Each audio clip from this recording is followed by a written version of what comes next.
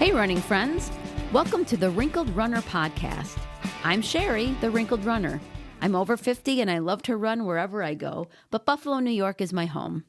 If you are looking to start to run or you're an older runner, this podcast is especially for you, so subscribe now. I love to help people get running and keep running. Last season, I talked about running motivation, and if that isn't an issue for you, I'll link you to that episode in the show notes. While it would be great to be motivated all the time, we just aren't going to be. Discipline and consistency are then what we have to rely on when we aren't injured or burned out, but just don't feel like going out the door or to the treadmill. Today, I'm talking about staying consistent with our running. This is different than motivation because it means we head out whether we feel like it or not. I have learned through many training cycles that consistency is one of the big keys to getting better. If you're skipping runs or you're just, not feeling like getting up in the morning and so you let one or two go by, and it's just so easy to then fall into not getting out for runs at all. And the next thing you know, a few weeks have gone by and you aren't running anymore. To get started back up again also is very, very difficult. So if you make sure that you're getting out for those runs and you're checking them off your list, then you're going to go a long way to getting better and better at running and getting faster, getting stronger.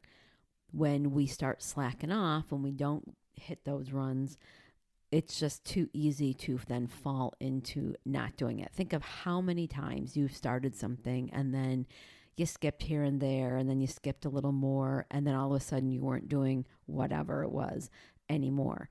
And it's the same with running. When we're in that habit, when we're getting out there and doing it, we're going to get better and better. But it's super easy to just start skipping for really no reason. We just don't feel like it or whatever. And then going into kind of this period where we stop running. And then if we do want to get back into it, we got to start at ground zero again. And if you have taken a break, you should listen to the episode about getting back to running after a break, because you are not going to be able to start where you were if you've taken an extended break from running. Whenever I start serious training, especially for a longer race, the first few runs feel like garbage. I am not hitting any paces close to what I did back when I raced. The length of the runs feels impossible, and I start to think I will never be able to run a half or a marathon ever again. Rather than give up, I dig in and run those long runs, get the speed work and hill work in, and the more I train consistently, the easier things get. The impossible 8 or 10 miler from last month becomes a quote-unquote regular run that doesn't feel as bad. For any of you who find it hard to get out for the lesser mileage during the week and try to make up for it by sticking with the longer runs, you know that you may struggle with feeling like they are ever getting better.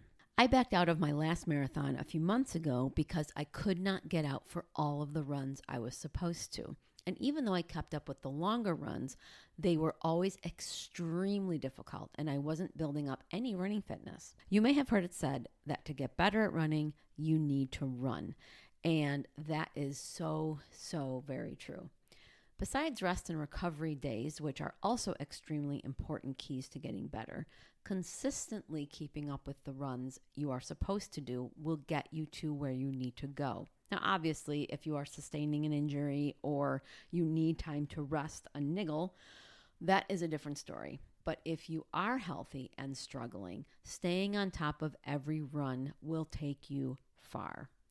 It used to be that if I couldn't go for specifically what I was supposed to do, say a 6-miler, I would just ditch the whole day and I would try to make up for it, like tacking it on another run, or I just wouldn't do it.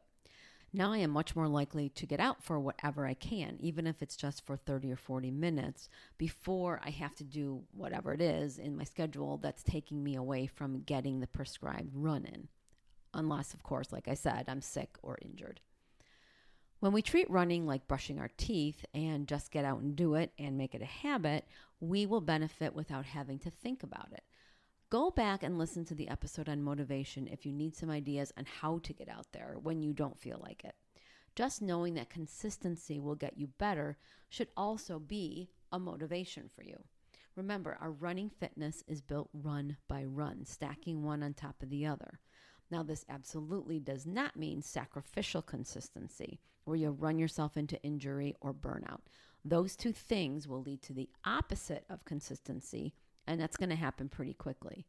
Know your body and when you need a rest, because just like you need to be consistent in your actual runs, you need to be consistent in your rest and recovery as well to get you better.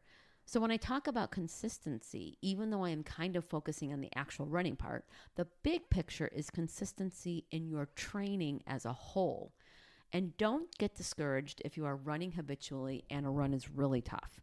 That's what training is for.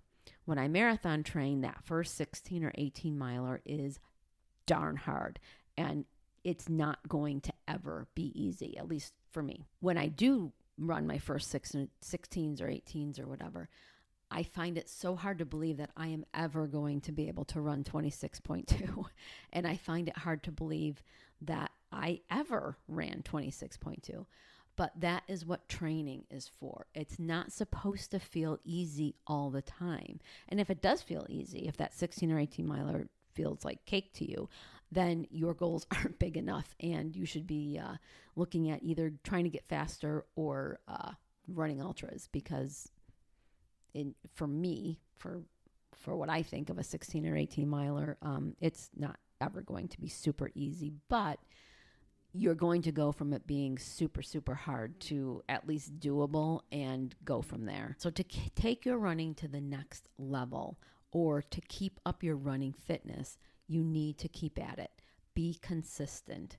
Make running one of your good habits, and then get out there and go for that run. This week's running resource is from Jeff Galloway. He is the father of the Run, Walk, Run method. And if you are a new runner and you have just completed your Start to Run program and you want to stay consistent, this link will take you to a 10K program to give you a new goal to work towards. Next week, I'll be having Dave on to talk about how his half marathon training is going for the Mighty Niagara Half Marathon we are running in a few weeks. I hope you enjoyed today's episode. If you know another runner who could benefit from today's topic, go ahead and share it. Do you have any running questions? You can ask me. Email me at sherry@wrinkledrunner.com, and if I can't answer your question, I will do the research to find the answer and share it with you. The questions I get from listeners like you help me develop episodes, so please don't be shy. You can sign up for my once-a-month newsletter using the link provided so that you can have all the Wrinkled Runner resources from the past month all in one place.